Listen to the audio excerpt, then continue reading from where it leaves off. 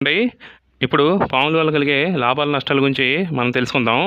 మీలో చాలామంది వ్యవసాయ కుటుంబాల నుంచి వచ్చిన వారే.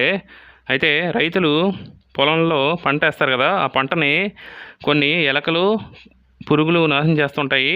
అయితే వాటిని తినేవేంటంటే ఈ పాములే. ఈ పాములు గాని లేనట్లయితే ఆ యొక్క ఎలకల సంఖ్య పెరిగిపోద్ది. అలాగే పురుగుల సంఖ్య కూడా పెరిగిపోద్ది. ఈ పాముల వల్ల ఎలకల సంఖ్య, పురుగుల సంఖ్య తగ్గి రైతుకి ఎంతో లాభాన్ని తెచ్చిపెడతాయి. రెండవదిగా మనం ఇన్షర్ట్ చేసుకుని బెల్ట్ వేసుకుంటాం కదా! ఈ యొక్క పాము చర్మాలతో కూడా బెల్టులు తయారు చేస్తారు.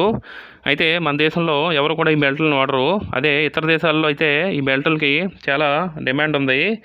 ఎందుకంటే ఈ పాము బెల్టులు అనేవి మన ఇండియాలో ఇల్లీగల్ అనమాట. అంటే మన దేశంలో ఈ పాము బెల్టులు కానీ వాడారంటే గవర్నమెంట్ ప్రకారం కేసు. అలాగే ఈ పాము బెల్టులను కూడా వేరే దేశాలకి ఎక్స్పోర్ట్ చేయకూడదు. అంటే పాము బెల్టులుగా ఎక్స్పోర్ట్ చేయరు. పాము తోలుని ఎక్స్పోర్ట్ చేశారంటే